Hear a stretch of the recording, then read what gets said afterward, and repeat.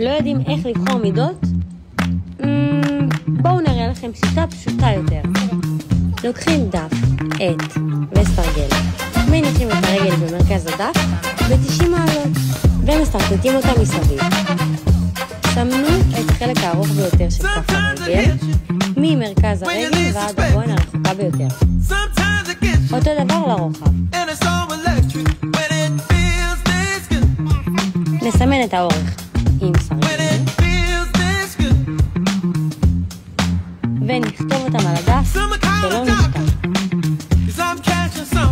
זהו, זה הזמן להיכנס לאתר ולמצוא מה שאהבתם.